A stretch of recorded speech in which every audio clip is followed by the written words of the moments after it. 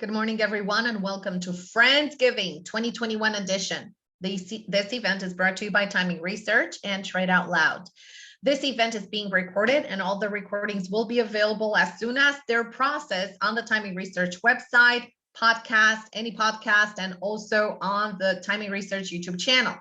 David Kosmeter and I want to welcome everyone today, and we will be your host.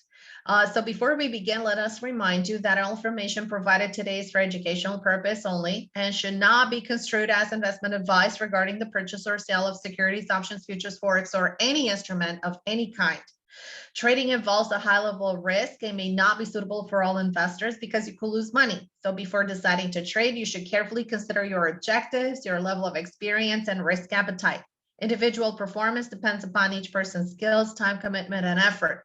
Results may not be typical, and individual results will vary. So you must do your own research and make your own trading decisions. So with us today, we have, 10 traders. Is that 10 pro traders? Is that right, David?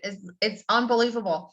And with us today to kickstart the event, we have a special treat. We have Craig Hell from Ninjacators. So Greg, you have the mic. All right. Well, thanks, Anka. Thanks, David. I appreciate you guys letting me come join you guys here today. So I'll get right into it. So today, what I want to show you is how to unlock key trade locations and kick indecision to the curb. I'm going to show you an actionable trading strategy. I actually used it this morning, and I'll show you the trade and everything using our real-time supply and demand indicator. In fact, I'm not here to sell you anything, okay? There'll be no sales pitch at the end.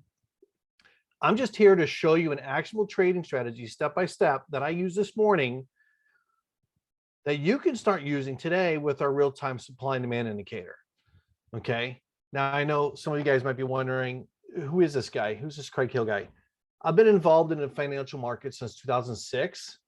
I ran a trading room that focused on Forex, bonds, and E-minis from 2009 through 2018. And then more recently, in the last couple of years, I ran a stocks and options swing trading room with another individual through the end of 2020. Actually beginning of 2021 before joining Ninjacators. And I joined Ninjacators at the beginning of this year. And I bring to Ninjacators my dedication and passion for trading and teaching. I've trained and mentored thousands of students at trading rooms over the years, as well as doing some personal one-on-one coaching. My goals are to teach clients a methodical approach.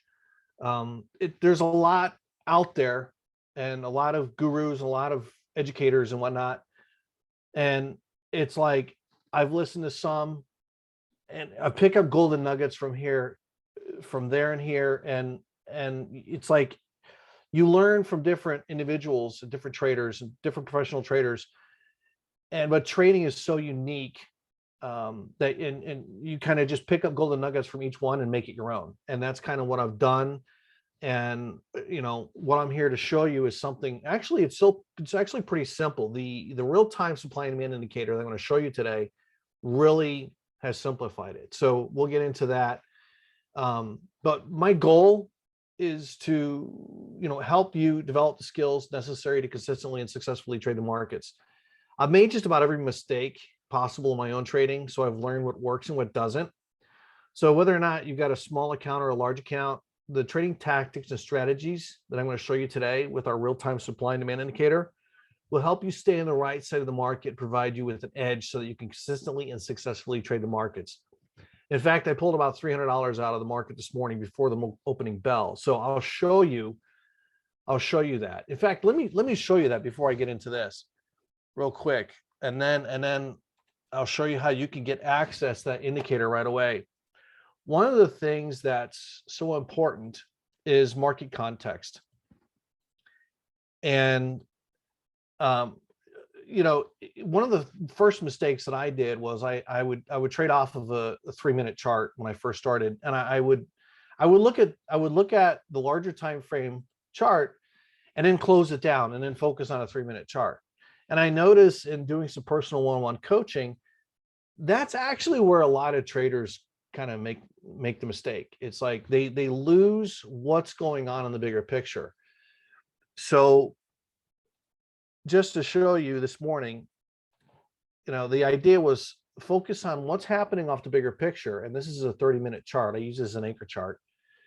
And you can see the real-time supply and demand indicator in here.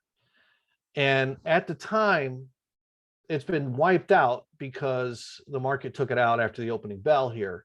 But at the time, there was a zone coming right through here. I actually took a long trade in here because I'll show you this indicator. There was another zone in here. And it ended up getting stopped out of that trade and was down on the day. And then the next trade, it traded down right into another demand zone. And then that trade worked out. I ended up going long in here, taking a portion off here.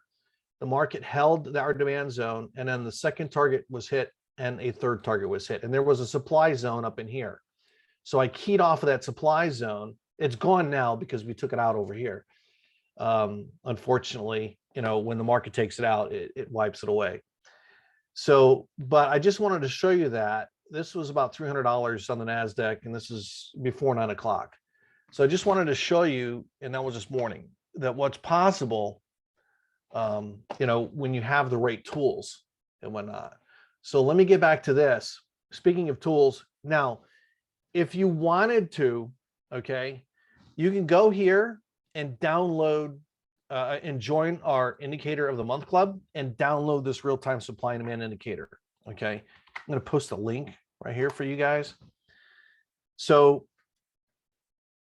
go ahead, if you want to, go ahead and get signed up. You'll be able to get this indicator, or you can wait till the end after you see the strategy, because I'm going to walk you through the strategy. And so if you want to wait, that's fine. If you don't want to be distracted, in fact, I would encourage you. But there's the link. If you wanted to go ahead and at least sign up, because it's going to take a few minutes to get the emails and everything and your license key and whatnot. But once you sign up, you'll get access to a members area. And from that members area, once you have access, this is what it looks like. You'll be able to click on Indicator of the Month Club here. And right now we've got the real-time supply and demand indicator available. So you can click on that. And this is free. There's no cost involved. Again, I'm not selling anything. There's no sales pitch. If you wanted to, you could download it here. These videos are the videos that I did for getting started with it, how to trade it. And I'm going to go through this today with you in just a few minutes. And then if you wanted to trade Forex, there's a video on that, and then stocks as well, and then another video. But you can easily, once you sign up and join the Indicator of the Month Club, you can click on here to download the real-time supply and demand indicator. Okay. Now, the cool thing about joining our Indicator of the Month Club is that you get free access into the members area where you can, you get the indicators, a pro grade trading strategy every single month. I'll go into more details at the end of this presentation after I show you the strategy, because I mean, that's what the majority of you guys were. That's the fun part. That's the meat of the presentation is getting into the strategy. So let's go ahead and do that. Let's go ahead and do that. Before I do that, again, I got to remind you, all information in this presentation is provided for educational purposes only and is not an offer or recommendation to trade future stocks or options or Forex. More or less, don't trade with money you can't afford to lose, and historical results are not necessarily indicative of future results. Anka said it better this morning, but I mean, she pretty much hit the nail right on the head.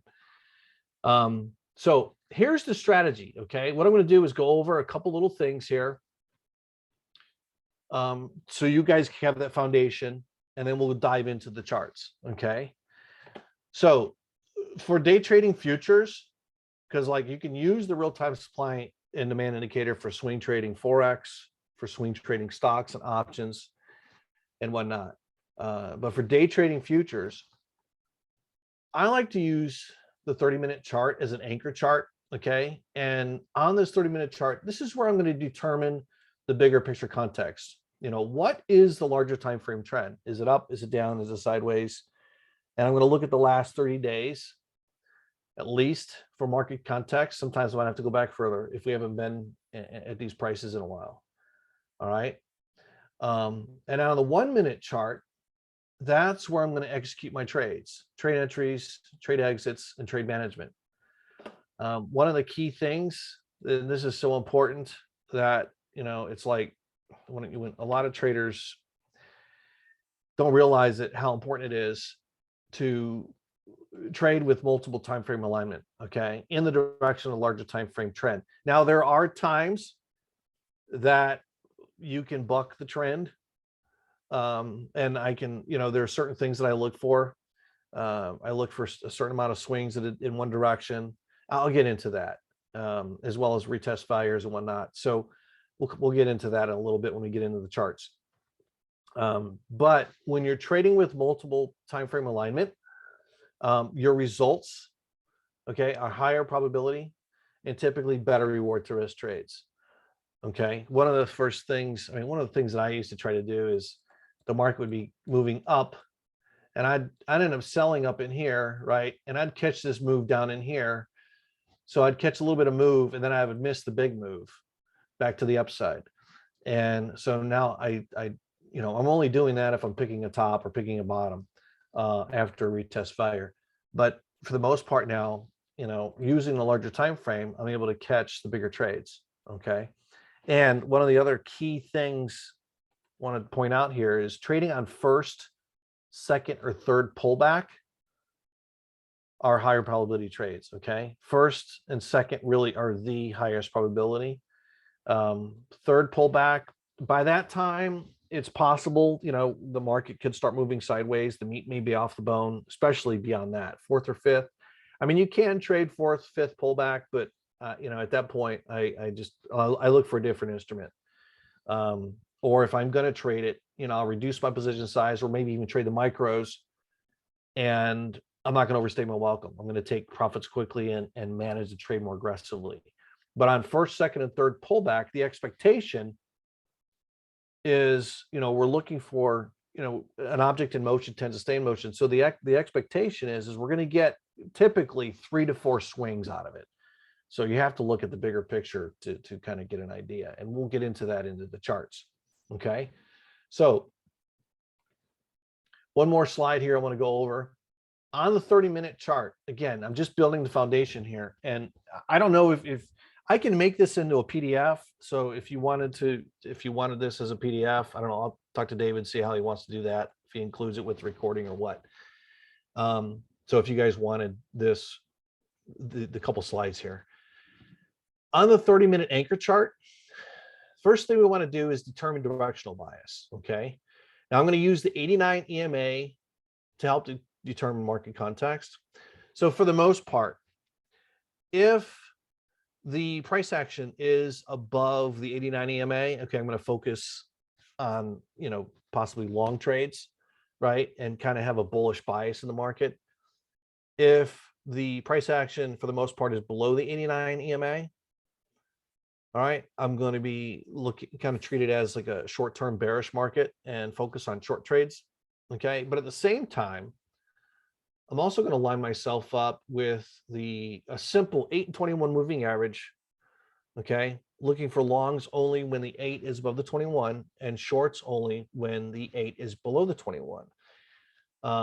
So see how you have, again, that multiple time frame alignment where, hey, if price action is above the 89, we also want to see the market, the 8 above the 21, possibly pulling back into between the 8 and 21. In fact, there was a setup in the NASDAQ this morning. It was perfect. I'll show you that. And then on the 1-minute chart, so again, on the 30-minute chart, determine directional bias. Okay. That's where you determine, am I going to go long or short? Okay. Use that 30-minute chart. Every time I forget about what's going on the 30-minute chart, and I just trade off the 1-minute chart, more often than not, I'm on the wrong side of the market. I'm like, why am I on the wrong side of the market again? I look at the 30-minute chart, I'm like, oh, that makes sense. So again, if you want to be on the right side of the market, okay, use an anchor chart, okay, and trade with that bigger picture context where you've got multiple time frame alignment. All right. On the 1-minute chart, wait for the setup. Okay. look for a real-time supply and demand indicator zone to print.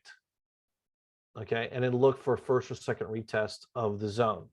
All right, that's that. Now I'll show you exactly what happened. And then execute the trade. All right, enter the trade, place, and I'll show you. When we dive into the charts, I'll show you exactly where. Enter the trade, place stop on the other side of the demand of the real-time supply and demand zone. Okay, and then take profit at a minimum of 2-to-1 reward to risk. All right, that's just a minimum. I'll show you some other ideas for taking profit that I like to use. You can use reward to risk. NinjaTrader actually has a really cool, just little reward to risk calculator that you can use. I like to actually use Fibonacci extensions, and then it's based off of and base it off of market structure. Or you can use supply zones above. So if you're long, you can use the supply zone above, or if you're short, you can use the demand zone below. So let me show you, and I'll walk through that trade I did this morning. So let's dive into the charts here. Let me pull those charts up a second. Okay, so real quick, any questions on that, guys, before I proceed any further? Any questions? Feel free to post those in the chat if you have questions, and I'll get them answered, and then we'll save some time for some Q&A at the end here. So let me show you. Okay, this morning on this trade in here. Now this is the real-time supply and demand indicator. You can see it's actually based off of, I think I've got it based off of 5 or 3. So let me show you. This is what's really cool about this indicator. And again, you can download it anytime. I've given you, I posted a link in there, and I'll post it again at the end. Yeah, here, let me just right there. So you can actually have it based off of the chart. There's a couple things you can do in here. You can have it identify where it actually gives you the values over here. Okay. And you can actually base it off of a higher time frame. So notice what I've got here. I'm using a 30-minute anchor chart, and my 1-minute chart is over here on the right, but my zones are actually based off of a 5-minute chart. Now, if I want to go with the chart period, I'm going to get more zones because it'll be based off of 1-minute chart. And that's actually how I had it set up when I first logged in this morning. I had it set up based off the 1-minute chart. So there was a zone right in here off this 1-minute chart, right in here. And I was running a little late. I just turned the computer on. I saw that zone. I'm like, oh, I don't want to miss this. So what I did was I entered the trade right there. I had my profit target not too far off. I just missed it. Ended up covering the trade. I had it below the zone. Ended up covering it must have went further down. Ended up covering the trade here. So that was a losing trade. But then there was another zone running right in through here. Okay, unfortunately, you can't see it because when it gets taken out, it goes away because you're not going to trade it anymore. But that zone had printed right in here. Actually, where I have my lines at is pretty much, you can see where I have my lines at. It was printed off of here. So this price action right in here printed that zone, and it went to the right, extended to the right like this. And what I did was I bought this retest because you can see we've got responsive buyers in here. Okay, let me paint this picture. First of all, the trend is up. Okay, let me point this out. I want to point this out so you guys can see where we're at. So I'm going to put a vertical line right there. Add this to all charts so you can kind of see where it's at on the 30-minute chart. So this low is this low right in there. Okay, and later this morning when we came back and retested this area, I had entered a limit order just a couple ticks above the zone, and it triggered right in here. Okay, and then there was another zone up in this area, okay, from the selling that took place Okay, let me zoom back out so you guys can see it from right in here. See this drop? It's like you get like a bearish engulfing pattern even in there, but there was another zone that printed up in this area. Okay, a supply zone. All right, and it'll paint red like it is over here. And then you had, like I said, you had a demand zone right in here. So the idea was to take advantage of, buying down in here with ultimately, looking for a move back up. And that's exactly how it played out. We went from demand to supply. So on this retest, I got long in here. Okay. And with the way I took profits, there was another minor zone coming in. There was another minor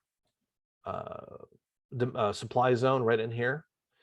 So what I did was, again, this was the entry. I drew my fibs from one edge to the other and looked at 50%, and that was about here. Well, I went actually 1 point below 50%. 50% is 1 point higher than that. And I went 1 point below the lower edge of this zone for the second target. And I just happened to get filled there near the highs. And the idea is, and I want to throw a golden nugget out here, because trading is about expectations as well. Notice you could draw a trend line across those highs.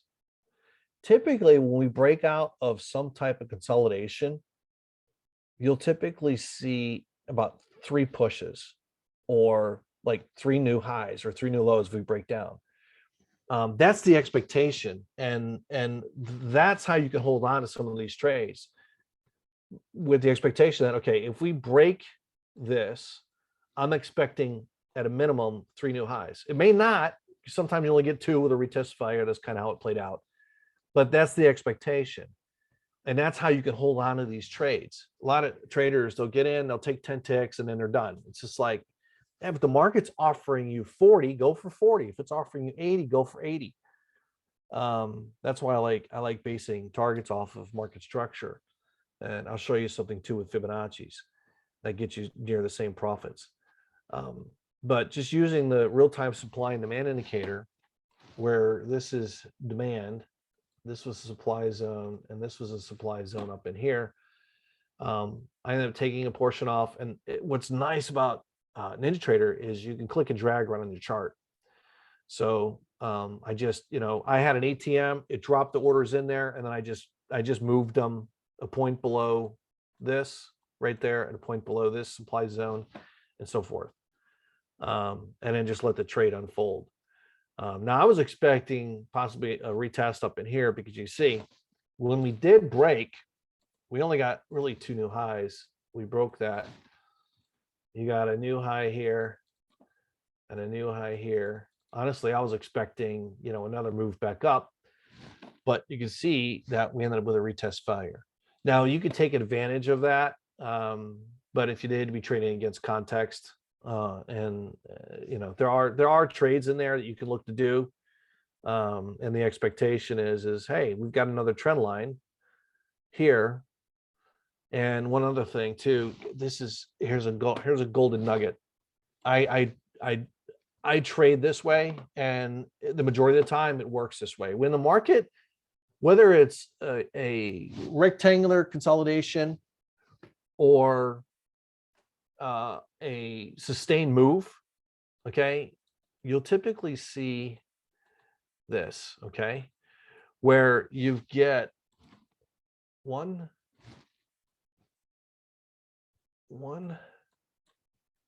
2, 3, 1, 2, 3. All right. Now, fourth test, my expectation is a break of fourth test. It doesn't always happen. Okay, but that's the expectation. And if it doesn't happen, right, and it fails to break on fourth, especially if context is bullish, then it's usually going through the other side. And vice versa. Sometimes you see failures. You'll see a fourth test. And then if it fails to break or go higher on fourth test after testing it 4th time, usually you get that move to the downside. Here's an example here on the 30-minute chart. Okay, I'm throwing out some extra golden nuggets for you guys. And I really don't, this is the kind of stuff we get into in some of our other, higher end programs, but I wanted to share this with you guys. Look at this. You actually have 4 tests in here and then it breaks down. See, if I go down to like a 15-minute chart, you'll see what I'm talking about. You have, it happens over and over and over again. So take advantage of it. You have 1 here, 2 here, 3 here, there's 4th test. So now that we've failed to go higher on 4th test, okay, you can confidently short it in here, or possibly even short it. If there's a signal in there, we can look at that. But if there was a supply zone coming in right in here, or demand zone, and it broke it, you can actually take the trade right in there and then catch this move to the downside. Now the expectation is 3 new lows. So we'll kind of see how it plays out. You can look at that as one. We'll see how it plays out. But it happened. This pattern happens over and over and over again in the market. But God, I wish it's too bad that you can't see the demand zone and supply. I should have taken a screenshot so you could have seen it when I entered the trade. I just didn't think about it. But it was right in here. It was a beautiful trade. Okay. And we can go through some other trades, but one of the things about this indicator, this is really cool in that, again, you can set it. And I like to do this because the 1 minute is almost too fast.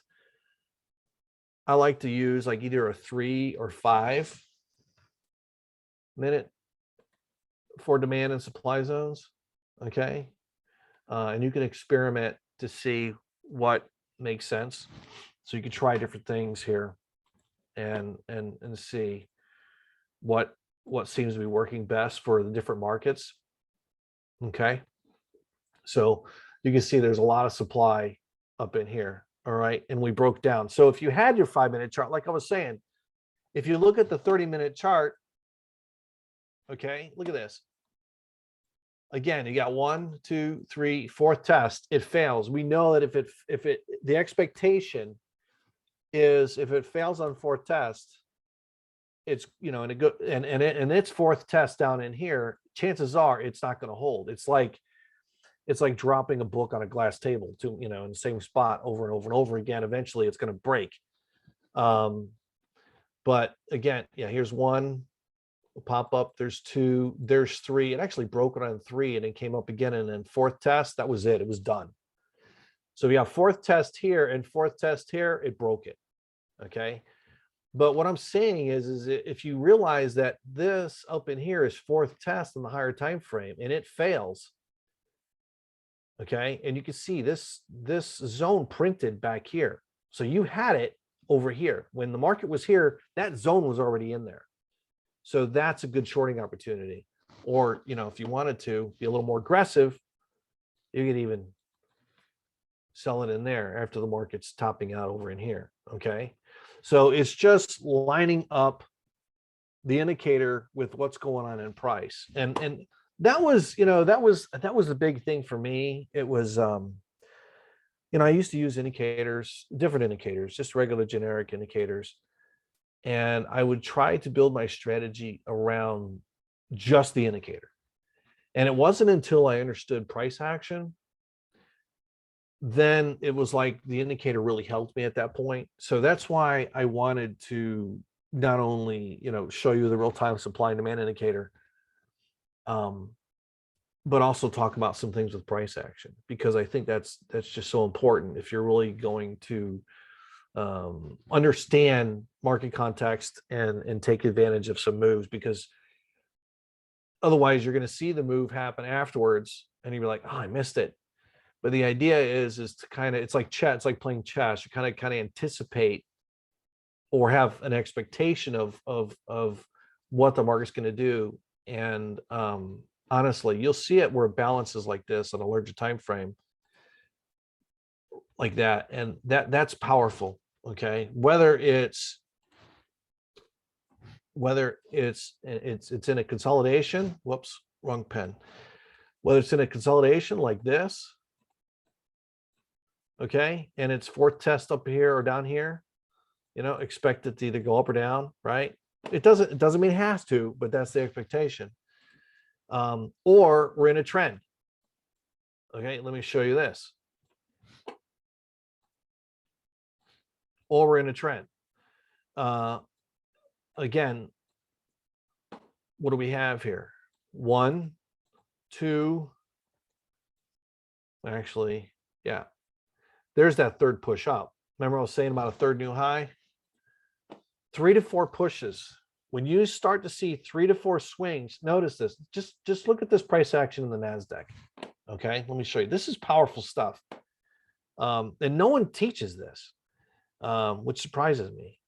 I wish somebody had taught me this. I had to learn it on my own. Or maybe I just didn't. I didn't find the right guy. But anyways, what I've noticed is you'll see 3 to 4 swings, and then the pattern will change. It may consolidate because the market goes from expansion to contraction and back to expansion, so forth. You'll see it do that in here.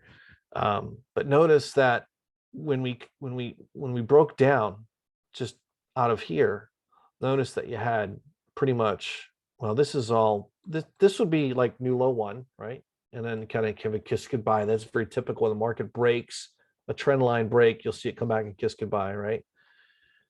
This is kind of like a second new low, all right? Third new low. And this is why I took the trade, because it was like, okay, third new low. I had a demand zone there. It didn't work.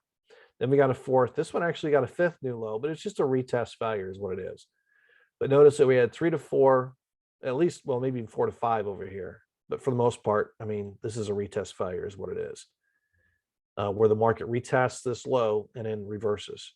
But we've got at least, 3 to 4, maybe even 5 new lows there, okay?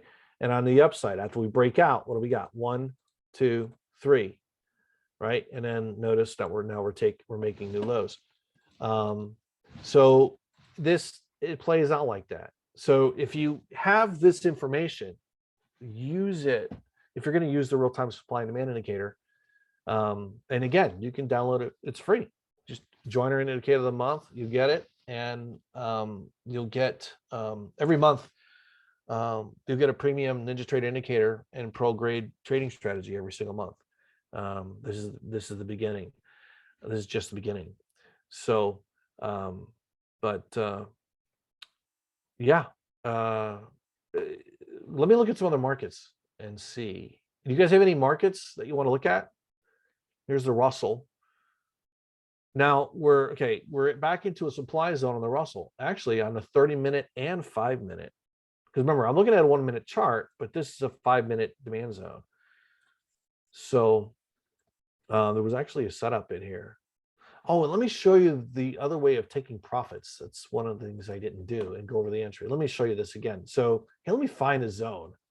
It's printing. There's the ES. Okay, so I know the context is dip bearish in here, right? We just broke down. So if you were going to trade this, okay, one, you'd be bucking the trend, but at the same time, you're at a demand zone, right? There's some bigger picture buyers in here off the 30-minute chart.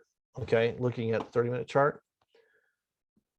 Again, this is demand zone. So bigger picture. Oh, this is a 15-minute chart. That's fine. There's obviously some bigger picture buyers in here. So you could trade this. Okay. Well, the entry was back around 72.5, anywhere in here. And with NinjaTrader, there's this little reward to risk tool up in here. In essence, what you would do is, it looks like it printed a couple zones in here. You have your larger time frame zone, and on this retest, and some of those are the best trades. That's kind of how you avoid catching a falling knife, is you wait for a retest, especially when you're picking a top or bottom. And you might want to write this down. If you're going to pick a top or bottom, wait for some type of retest failure so you're not catching a falling knife. Okay. But this is a trade setup in here at around 72.25, anywhere in here, 71, 75, 72, 72.25, anywhere in there, even 70, maybe even all the way up to like 72, 75 was a long entry on this retest. Okay. And the idea is put your stop just below the other side, okay? Like 2 or 3 ticks on the ES. With the NASDAQ, you might want to go a couple points. But if you're long in here, this is 2-to-1 reward to risk, okay? But what I actually like to do, let me show you another way for taking profits. And you can copy this and paste it on there. And if you wanted to see where 3-to-1 is, and even 1-to-1, you kind of eyeball it or whatever. But let me show you another way to take profits using our Fibonacci's. You go off the swing and look at the most recent swing. So if you're entering in here, I'd go off of this low back up to this high. And if you're going to scale out of the trade, like let's say you bought 3 contracts in here, okay, I'll scale out right about there. That's typically about 1-to-1. It just depends. Sometimes it's actually more than 1-to-1. And I'll actually key off of these levels in here and look to take profits at these levels.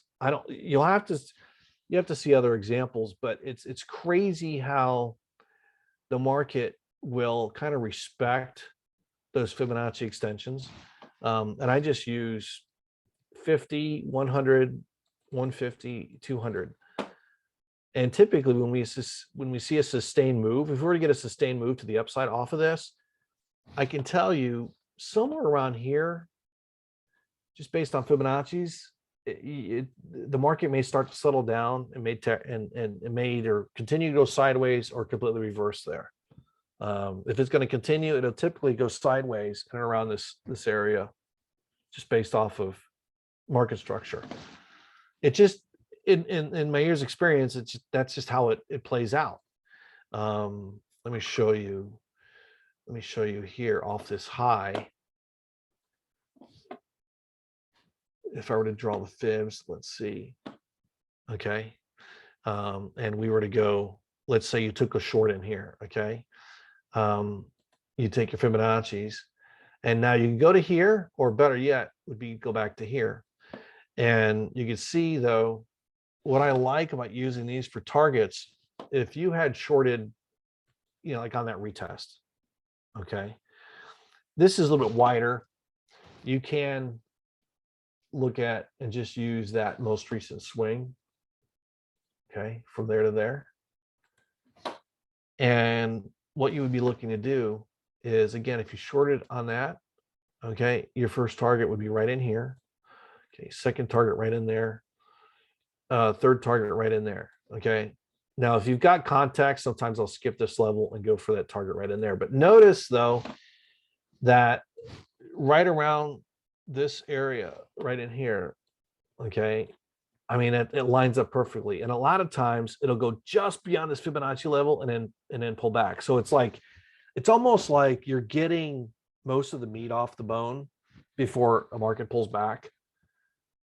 So, because I know it used to be where I would have a profit target sitting right there or right there, and I would miss it.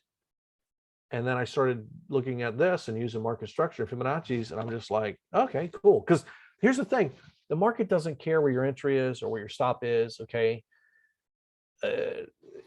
It's more about market structure. And so if you base targets in that off of market structure and prior support and resistance areas, instead of 2-to-1 or 3-to-1 reward to risk, that's important, but you got to make sure you have it. But hey, if for example you've got 2-to-1 to risk, let me just show you. If you've got 2-to-1 reward to risk right here, but yet the market structure, your Fibonacci is saying, you know what, take profits off right there, fine, let's move it up a little bit. You know what I'm saying? So I found that taking profits this way actually works pretty well, and seems to be the best way to do it. It's just a discretionary process of where to draw your Fibonacci's, but get in there, start practicing with it, start using them, start looking at them, and eventually you'll get an idea of, have a really good idea of how to draw them and whatnot. So here's an example, trading off this ES, where you kind of have a balance area more or less in here. Okay. Now I know it's not perfect. Okay. But trading isn't perfect. It's like golf. It's not perfect. But again, you have a test there, right? Market trades down. You have a test here. Okay, got a retest. Got a test here. Okay, got a little bit of a drop. And then what happened on fourth test again? It broke it. So now my expectation is 3 new highs. Okay. A lot of times, even if you don't get, the market doesn't come back up and retest this breakdown over here, what you'll see, there may be some larger time frame resistance playing out. You have to look at the larger time frame. But a lot of times what you'll see is, again, if this is kind of your new high 1, there's your kiss goodbye, you might see 2 and then 3, right? And then on retest, and if you look at this and you see 1, 2, 3, okay, and this is 4th, now you can say, okay, you know what, on 3rd test here, I'm going to move my stop up in here because this is either going to go up or down at this point. I mean, it's either going to continue or it's going to pull back further, because what they'll do is they'll knock it down to find more buyers back in this area. That would be my expectation, is if it failed in here, we see another couple new highs, the marginal new highs, and it fails, they'll knock them back down to here to see if they can find willing buyers down there. So just some extra insight into, I mean, you can literally use that with anything. But what I love about the real-time supply and demand indicator is you can use it to trade off of. And it pretty much does. It takes, you can kick indecision to the curb with it, because it's like, well, where do I enter the market? Wait until the market moves back into an area of supply or demand. It's really that simple. I think the hardest part is just waiting, is being patient and waiting for it, really. So another market is gold. I like trading gold in pre-market. Look at this. So, we should have looked at this one first. So I know this is earlier this morning, last couple hours, but notice that if we look at the larger time frame here, let me put a vertical line right here. What time is it? I don't want to go too long. We'll give this about 5 more minutes. Let me go through this and I'll take any questions. If you guys have any questions, feel free to post those in the chat. Let's go to add this to all charts here. Okay, so you can kind of see where we're at. All right.